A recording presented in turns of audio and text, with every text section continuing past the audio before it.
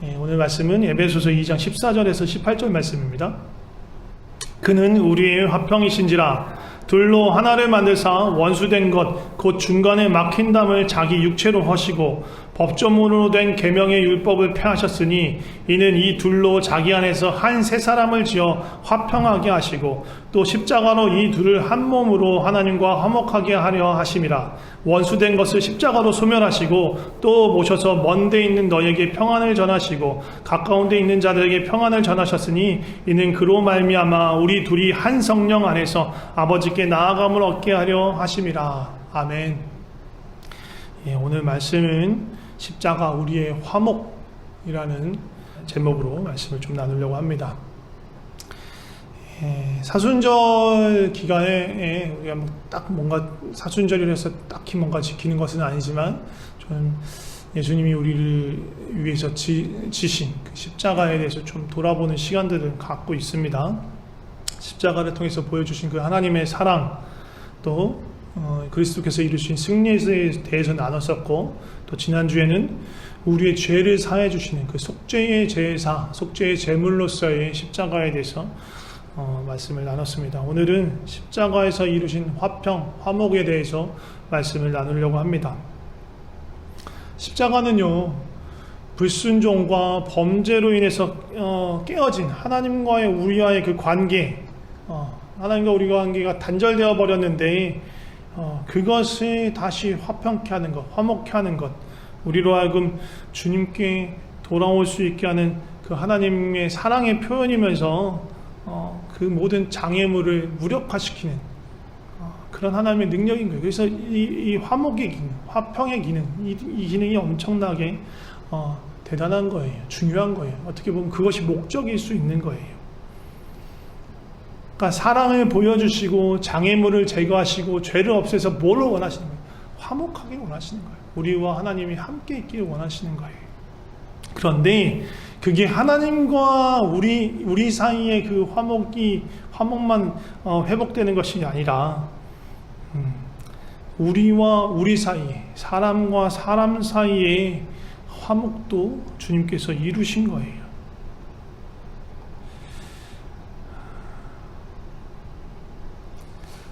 왜냐하면 죄와 불순종으로 깨어진 그 관계가 하나님과 우리 사이의 관계만 깨진 게 아니거든요.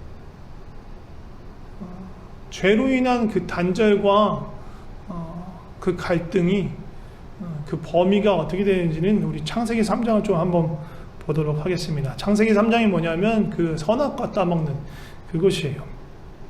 아담과 하와가 하나님께서 먹지 말라고 하는 열매를 먹었습니다. 선악을 알게 하는 나무의 열매를 먹었죠. 그리고 나서 하나님이 아담과 하와를 찾아오세요. 동산을 거니시면서 아담을 부르세요. 아담아, 네가 어디 있느냐라고 부르는데 대답을 하지 않고 어디 뭐 이렇게 숨어 있는 것 같아요. 그러면서 부르시고 찾으시니까 아담이 대답합니다. 내가 벗었으므로 두려워하여 숨었습니다 라고 이야기해요. 하나님은요, 아담과 하와가 범죄한 걸 알고 있었죠. 선악을 알게 하는 나무의 열매를 먹지 말라고 한 그것을 먹었다는 사실을 이미 알고 있었습니다. 그럼에도 아담을 찾고 아담이 대답하자 아담에게 다시 묻습니다. 이게 지금 올려놓은 말씀이에요. 11절에서 13절 말씀. 같이 한번 읽어볼까요? 이르시되 누가 너의 벗었음을 내게 알렸느냐? 내가 네게 먹지 말라 명한 그 나무 열매를 네가 먹었느냐? 아담이 이르되 하나님이 주셔서 나와 함께 있게 하신 여자 그가 그 나무 열매를 내게 주므로 내가 먹었나이다. 여호와 하나님이 여자에게 이르시되 네가 어찌하여 이렇게 하였느냐? 여자가 이르되 뱀이 나를 꿰므로 내가 먹었나이다. 이 대화 속에서는요, 선악을 알게 하는 그 나무의 열매 먹지 말라고 하는 그 언약을 깨뜨려서 하나님과 사람이 아담과 하와가 단절됐을 뿐만 아니라 사람 사이에서의 단절도 이 대화를 보면 알 수 있어요. 원래요, 아담이 하나님과의 언약 안에 있을 때 하나님께서 하와를 만드셔서 아담에게 데리고 왔을 때 아담이 하와를 보면서 뭐라고 얘기했어요? 이는 내 뼈 중에 뼈요 살 중에 살이다 라고 얘기했죠. 근데 요거를 다른 번역으로 보면 뭐라고 하냐면 요 앞에 그 감탄사가 있어요. 이제야 나타났구나. 드디어 나타났구나. 내 살 중에 살, 내 뼈 중에 뼈 드디어 나타났구나. 그래서 이렇게 경탄하고 감탄하는 그런 말이 나와요. 그러니까 서로를 보면서 경탄하고 감탄했던 사이예요. 그리고 그 2장 맨 뒤에 뭐라고 나오냐면요. 둘 다 벌거벗고 있었으나 부끄러워하지 않았다 라고 이야기해요. 네, 서로에게 딱 알맞는 적합한 배필, 그리고 서로를 돕는 자로 서로를 부르셨고요. 그리고 벗었으나 부끄러워하지 않을 정도로 수치로 여기지 않았던 사이인 거예요. 서로를 수치로 여기지 않고 부끄러워하지 않았어요. 서로를 수치로 여기지 않았다라는 말은요, 뭐냐 하면 상대방을 수치로 여긴 것뿐만 아니라 자기 자신도 수치로 여기지 않은 거예요. 벌거벗었을 때 그게 수치가 전혀 되지 않은 거예요. 그런데 언약을 깨뜨렸을 때 어떻게 됐어요? 벗었으므로 부끄러워 숨었나이다 라고 얘기를 해요. 수치가 들어온 거예요.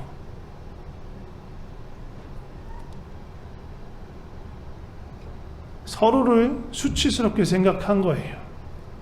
상대방을 수치스럽게 여기기 때문에 나 자신도 저 사람도 나를 수치스럽게 볼 수 있겠구나 라고 생각하면서 스스로 수치를 느낄 수도 있고요. 반대일 수도 있어요. 내가 너무 부끄러워 내 자신이. 근데 저 사람도 똑같은 짓을 했으니까 저 사람도 부끄럽겠구나 하면 저 사람도 수치스럽게 여길 수도 있어요. 이 두 개가 다 서로가 작용되는 거예요. 그러면서 수치 가운데 빠지고 부끄러운 가운데 빠지는 거예요. 우리가 서로 만날 때는 그래요. 서로가 서로를 투영해요. 그리고 내 인식을 반영해서 상대방의 인식을 추측하고 받아들이죠. 원래 우리가 그렇게 작동해요. 우리란 사람의 뇌가, 사람의 생각이 그렇게 작동해요. 그래서 내가 스스로를 수치스럽게 생각하기 때문에 저 사람도 수치스러울 거야. 그리고 내가 상대방을 수치스럽게 여기기 때문에 저 사람도 나를 수치스럽게 여길 거야. 라는 생각을 하는 거예요. 죄로 인해서 관계가 깨지고 그 온전한 사랑에서 벗어나니까 수치가 들어오고 두려움이 들어오기 시작한 거예요. 근데 여기서 문제가 그치는 게 아니에요. 하나님과의 언약에 어기게 된 것에서 아까 방금 읽었던 것에서 뭐라고 했냐면요. 자기 책임을 인정하지 않아요. 자기 탓을 하지 않아요. 다른 사람 탓을 합니다. 아까 12절에 보면 아담이 하나님께 이르되 하나님이 주셔서 나와 함께 있게 하신 여자 그가 그 나무 열매를 내게 주므로 내가 먹었습니다. 내가 그 열매 먹은 이유는 내가 먹으려고 한 게 아니라 내 아내 때문에, 하와 때문에 내가 열매를 먹었다. 그 여자가 나한테 열매 안 줬으면 나는 그렇게 죄를 범하지 않았을 거다라고 이야기하는 거예요. 누가 뭐 준다고 다 낼름낼름 드십니까? 그러신 분 있어요? 아무나 막 모르는 사람이 와서 막 이거 맛있으니까 먹어보라고 드십니까? 드시면 안 됩니다. 큰일 납니다. 큰일 납니다. 특히 우리는 지금 외국에 살고 있으니까 더 큰일 납니다.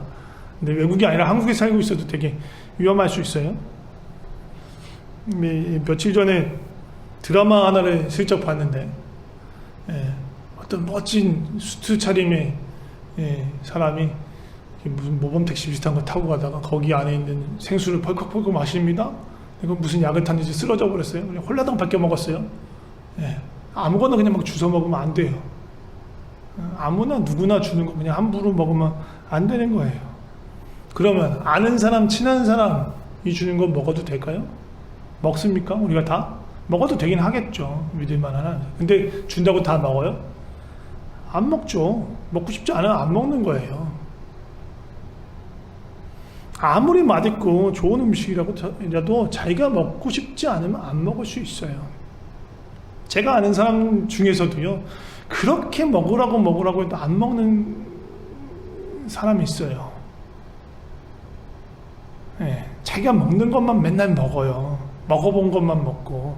아무리 먼저 먹어본 사람이고 정말 맛있다고 해도 일단 안 먹는다고 튕기고 보는 사람이 있어요. 가까운 데 있어요. 아주 가까이 있어요. 안 먹을 수 있어요. 아무리 친하고 아무리 신뢰하는 사람이지만 내가 먹기 싫으면 안 먹는 거예요. 그런데 아담은 지금 하와가 줬으므로 내가 먹었다고 얘기해요. 하와가 무슨 절대 명령을 갖고 있어서 그 권위에 복종해서 무조건 안 먹으면 안 되는 그런 분위기가 아니잖아요. 자기가 먹기로 결정한 거예요. 이런 게 아니란 말이에요. 바깥에 나가서 아담이 정신없이 일하다가 너무 배고파서 왔어. 그래서 뭐 먹을 거 없어 했더니 아담이 뭔가 이렇게 잘 잘려서 이렇게 딱 큐브 모양으로 되어 있는 뭔가 과일을, 원래 뭐였는지 모르는 과일을 해서 그걸 뭔지도 모르고 허벅지어 먹은 게 아니란 말이에요. 아담은요, 그게 선악을 알게 하는 나무의 실과라는 걸 명확하게 알고 있었어요. 인지하고 있었고요. 그리고 그걸 그럼에도 불구하고 스스로 결정해서 먹은 거예요. 그래서 최종적인 그 죄에 대한 책임은 본인한테 있는 거였단 말이에요. 그런데 그걸 지금 안에 있는 하와에게 돌리고 있는 거예요. 그리고요, 아담이 지금 한 이 말을 보면요, 정말 교묘하게 말하고 있는데요, 그냥 책임을 하와에게만 돌리고 있는 게 아니에요. 아담이 하와를 지칭해서 하와라고 부르지 않죠. 아내라고 부르지도 않아요. 뭐라고 하냐면요, 하나님이 주셔서 나와 함께 있게 하신 여자,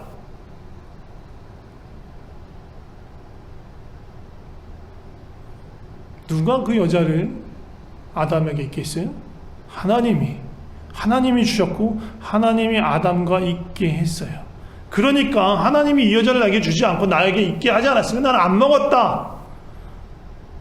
그러니까 내 탓이 아니고 이 여자 탓이고 내 탓이 아니고 하나님 탓이다 라고 지금 이야기하는 거예요.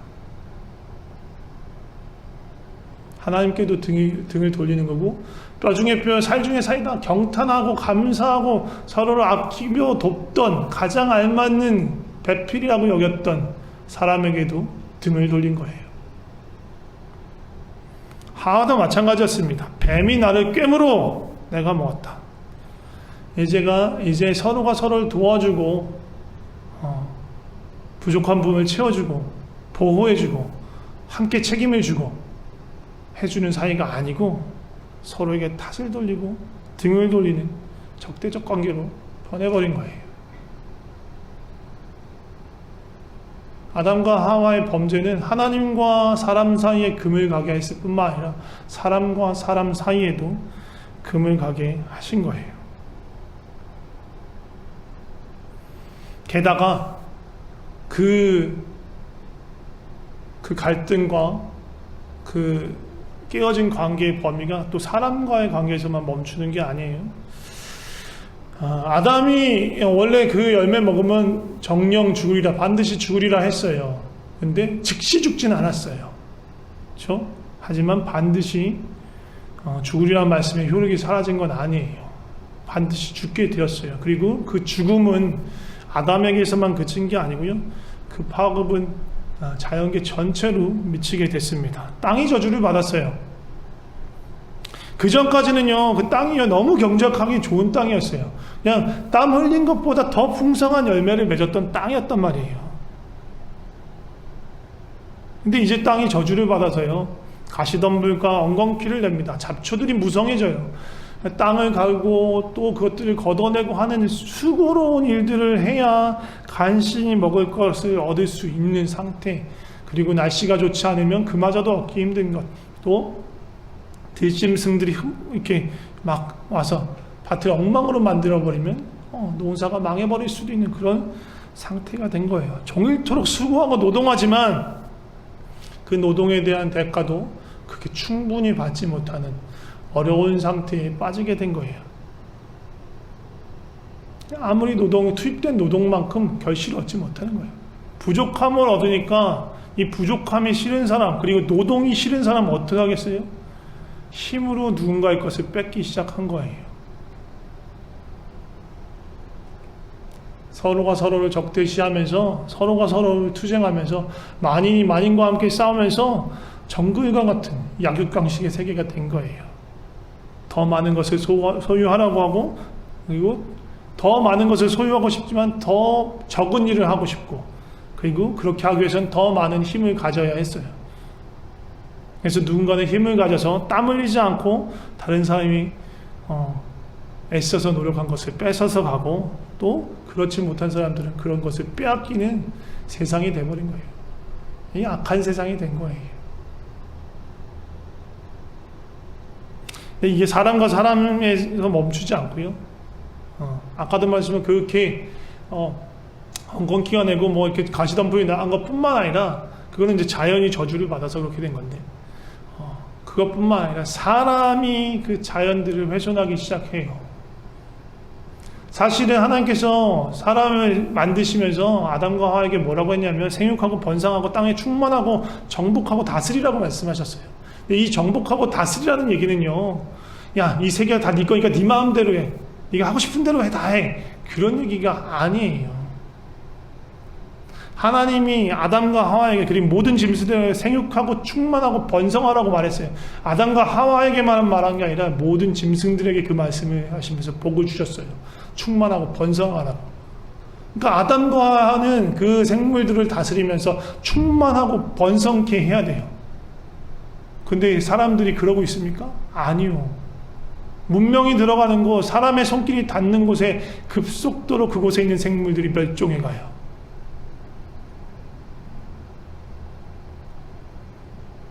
자연을 파괴하고 생물들이 살지 못하도록 만드는, 지금 지구상에 있는 가장 최상위에 있는 포식자 인간이에요.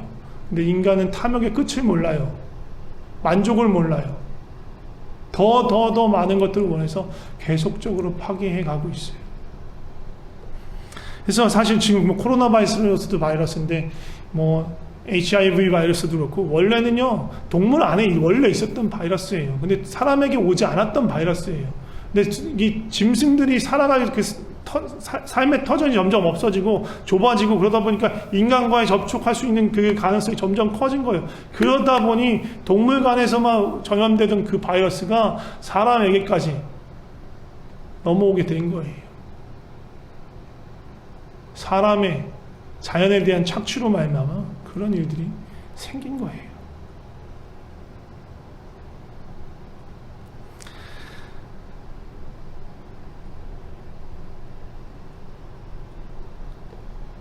십자가에서 예수님께서 이루신 화평은 화목케 하신 거거든요.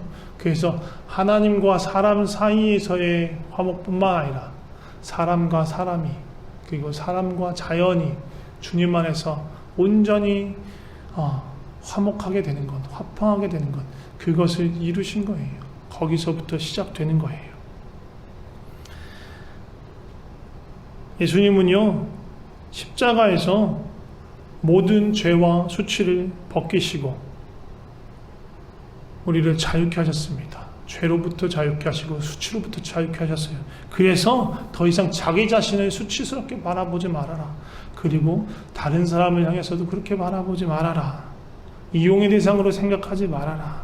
그리고 예전처럼 있는 그대로 수치스럽게 받아들이지 말고 있는 그대로 용납하고 사랑하며 화목 안에서 살자꾸나 라고 십자가 안에서 우리를 품으신 겁니다.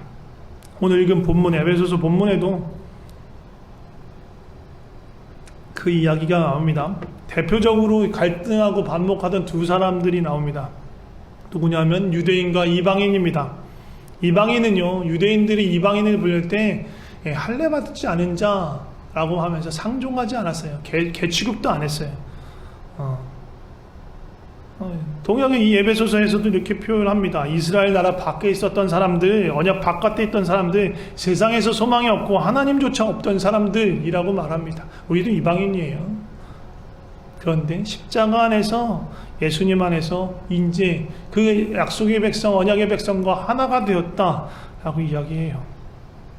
사실 예수님은 이 일을 성육신하여 이 땅에서 사역하실 때도 이 일들을 하셨어요.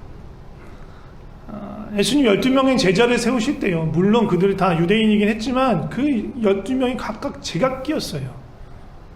갈릴리 어부 출신도 있었고요, 로마 제국의 앞잡이 노릇하고 동족의 등을 쳐먹는 탐욕스러운 세리도 있었고요, 또 무력을 통해서라도 유대의 독립을 쟁취하고 싶어하는 열심당원도 있었어요.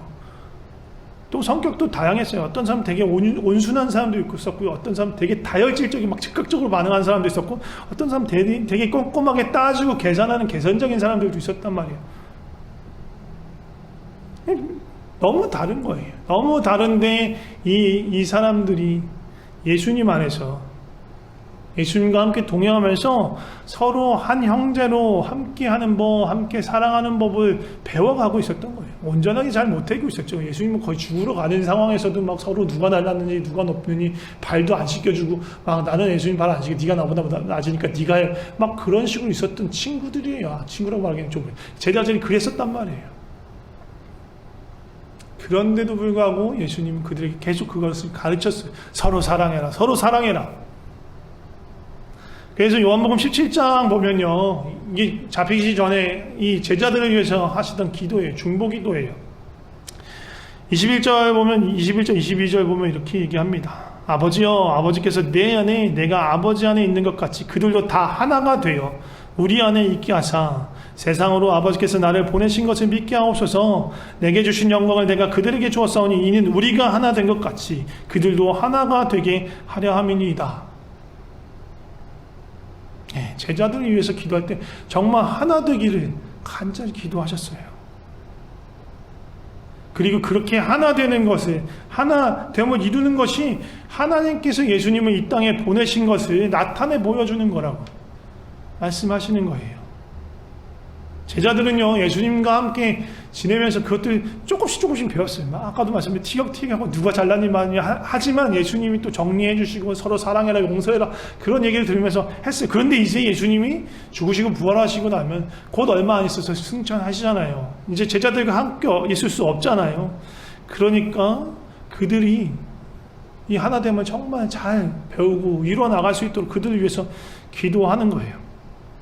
그리고 제자들은요, 예수님이 부활승천하신 이후에 그 십자가 안에서 이루신 화목을 경험하고 또 보내주신 성령님으로 말미암아서 그제서야 서로 용납할 수 있고 사랑할 수 있는 것을 배우기 시작하고 경험하기 시작했던 거예요. 그 결과물들이 있어요. 그 교회 안에서 그런 화목됨을 이루었던 결과물, 작년에 우리가 사도행전 쭉 읽으면서 사도행전 말씀을 나눴는데 그 대표적인 케이스가 사도행전 13장에 나오는 안디옥 교회예요. 안디옥 교회.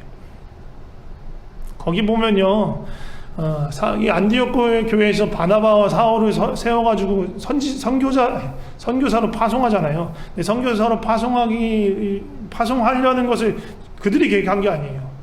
그 안디옥 교회 리더십들이 모여서 금식하면서 기도할 때 하나님이 말씀하신 대로 그들을 세웠는데, 그 금식하여 기도하며 하나님의 뜻을 구했던 안디옥 교회에 5명의 리더십들이 있었어요.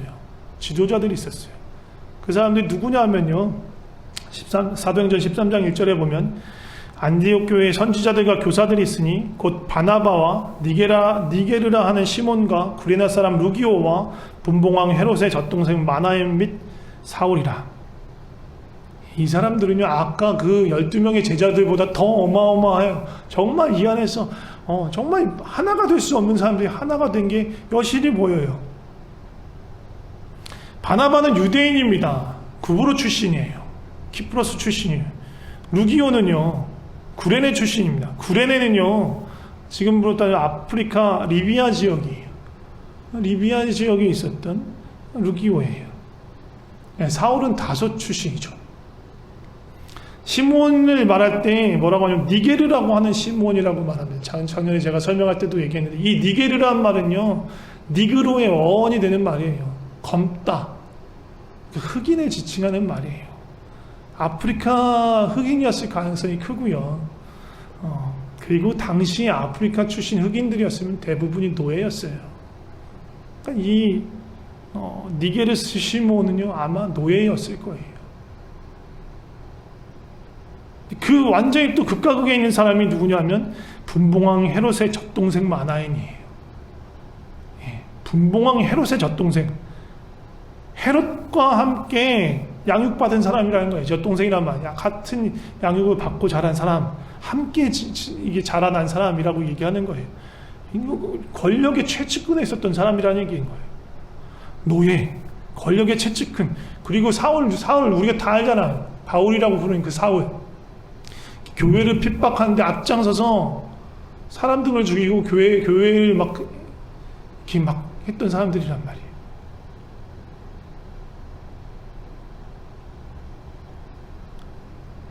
이 사람들이, 이 다섯이요, 교회를 이루고 있는 거예요. 그리고 다 지도자로 세워진 거예요. 그 안디옥 교회에서. 노예 출신도. 분봉왕 헤롯과 함께 했던 사람도. 출신 성분과 상관없이, 지역과 상관없이 지도자로 세움받고 그들이 주 안에서 하나됨을 이루면서 금식하여 기도했던 거예요. 이게 예수님 십자가에서 이루신 화목이란 말이에요. 바울이요, 이 화목을 그 안디옥 교회에서 경험한 거예요. 이 에베소서, 지금 우리 본문 에베소서 누가 썼어요? 바울이 썼잖아요. 에베소에 있는 성도들에게 보낸 편지예요. 그러면서 너와 내가 하나가 됐어. 그리고 에베소서 말씀 보면 계속 그 하나됨에 대해서 강조해요. 하나 되어서 함께 성전을 만들어가자. 그 얘기를 계속 강조하는 말씀이 에베소서 말씀이에요. 왜? 자기 경험했어. 이 안디옥 교회에서 경험했단 말이야. 정말 달라도 다르고 너무 다르고 서로가 원래 적대적이어야 하고 성도가 서로를 무시하고 경멸해야 되는 그런 존재임에도 불구하고 서로가 예수 그리스도의 그 십자가 안에서 화목하게 되는 것, 주께서 화목하게 하시는 것을 경험한 거예요. 그리고 그게 정말 주님이 원하시는 거구나. 우리에게 정말 원하시는 거구나. 그러니까 에베소에 있는 교인들아, 주께서 이렇게 하셨어. 이미 십자가에서 화목을 이루셨어. 그러니까 우리가 하나됨을 힘써 지켜야 돼. 그 이야기들을 지금 이 이 에베소 교회 교인들한테, 성도들한테 바울이 얘기하는 거예요.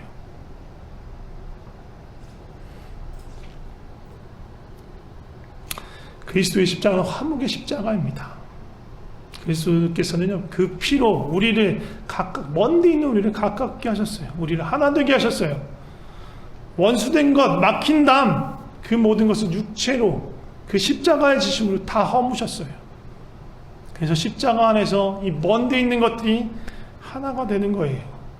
유대인과 이방인들이, 서로 원수인 자들이 하나가 되어서 한 성령 안에서 한 아버지께 나아갑니다. 그것이 십자가 안에서 이루신 화목이에요. 우리가 서로 화목됨을 이루기 위해서는요, 주께서 우리를 화목하게 하신 것, 화목을 위해서 치르신 것에 대해서 이해가 필요해요. 우리의 모든 죄값을 치러주셨잖아요. 예수님이 비유를 설명하셨듯이 1만 달란트 빚진 것을 탕감해 주신 거예요. 그리고는 우리에게 말씀하세요. 서로에게 100데나리온 빚진 그것을 탕감해 주어라. 내가 너희를 사랑했듯이 너희도 서로 사랑해라. 그리고 서로 용서하고 용서를 받아라. 태초에 하나님께서 우리를 만드셨을 때, 아담과 하와를 만드셨을 때 서로 부끄러워하지 않고 자신을 부끄러워하지 않았던 것처럼, 서로를 바라보면서 경탄하고 감탄했던 것처럼 이제 성도가 서로를 바라볼 때 그렇게 해라. 십자가가 이렇게 생겼잖아요. 위아래 하나님과 우리 사이에 화목을 이루셨을 뿐만 아니라 수평적으로 너와 나 사이에 화목을 이루신 거예요.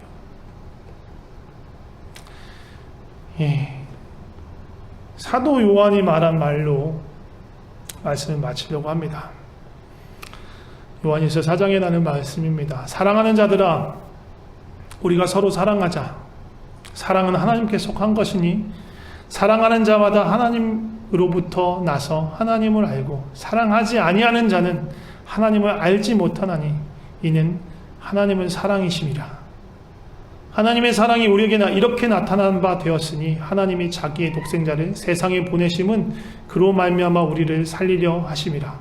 사랑은 여기 있으니 우리가 하나님을 사랑한 것이 아니요 하나님이 우리를 사랑하사 우리 죄를 속하기 위해 화목제물로 그 아들을 보내셨습니다. 사랑하는 자들아, 하나님이 이같이 우리를 사랑하셨은즉 우리도 서로 사랑하는 것이 마땅하도다. 어느 때나 하나님을 본 사람이 없으되 만일 우리가 서로 사랑하면 하나님이 우리 안에 거하시고 그의 사랑이 우리 안에 온전히 이루어지느니라. 우리가 사랑함은 그가 먼저 우리를 사랑하셨습니다. 누구든지 하나님을 사랑하노라 하고 그 형제를 미워하면 이는 거짓말하는 자니 보는 바 형제를 사랑하지 아니하는 자는 보지 못하는 바 하나님을 사랑할 수 없느니라. 우리가 이 계명을 주께 받았나니 하나님을 사랑하는 자는 또한 그 형제를 사랑하지라. 사랑하는 우리 평강교회 성도 여러분들, 우리 서로 사랑했으면 좋겠습니다. 힘써 사랑했으면 좋겠습니다. 서로 용서하고 용납하고 이해하고 받아주고 십자가를 통해서 서로를 바라보고, 바울이 말했듯이 십자가 안에서 이전 것은 다 지나갔어. 헤롯의 젖동생이고 그런 거 필요 없고, 노예였던 거 필요 없고, 교회를 핍박했던 사람들이고 그런 거 필요 없고, 이제 다 새 거가 되었어. 그러니까 그 진리와 사랑과 그 은혜 안에서 서로를 바라보자 라고 말하는 것입니다. 그 말씀대로 우리가 서로를 사랑하고 용서하며 화목함을 지켜나갔으면 좋겠습니다. 제가 기도하겠습니다. 하나님 아버지, 감사합니다. 언약의 바깥에 있었고 본질성 진노의 자녀고 하나님 없이 살던 우리들, 죄와 사망에 갇혀있던 우리를 주께서 그리스도의 십자가 공로로 주님의 백성 되게 하시고 주님의 자녀 되게 하셨습니다. 두려움과 수치 안에서 서로를 경계하면서 살아남기 위해, 좀 더 나아가기 위해서 싸우고 경쟁하고 그렇게 살아가라고 세상은 우리를 가르치고 우리는 그런 사회 속에서 살아가는 게 익숙해졌습니다. 그런데 주님께서 말씀하십니다. 그 모든 담을 허물고 그 수치를 다 벗기시고 이제 하나님과 화목을 이루듯이 서로 화목하라고 말씀하십니다. 주님, 우리가 함께 서로 사랑하겠습니다. 힘써서 사랑하겠습니다. 연약하여서 넘어지고 또 실수하더라도 다시 사랑하겠습니다. 상처받고 아프더라도 또다시 사랑하겠습니다. 용서를 구하는 법, 용서하는 법, 용서받는 법을 배우도록 하겠습니다. 있는 그대로 서로를 인정하고 용납하고 사랑하겠습니다. 그런데 우리가 가진 사랑으로는 이렇게 할 수 없습니다. 주님의 사랑을 우리가 더 알게 하여 주시옵소서. 더 깊이 경험하게 하여 주시옵소서. 주님의 사랑의 방법을 알게 하시고 그 깊이를 알게 하여 주시옵소서. 십자가의 사랑을 더 깊이 경험하게 하여 주시옵소서. 그리고 우리가 그 사랑 안에서 서로 사랑할 때 우리 안에 거하시는 그 주님을 볼 수 있게 하여 주시옵소서. 그리고 우리를 통해서 주님의 영광이, 주님이 살아계심이 나타나고 증거되길 소망합니다. 연약하지만 우리의 삶을 드립니다. 우리 공동체의 삶을 드립니다. 우리를 위해서 자기 몸을 찢으신, 그래서 우리를 화목하게 하신 예수 그리스도 이름으로 기도드립니다. 아멘.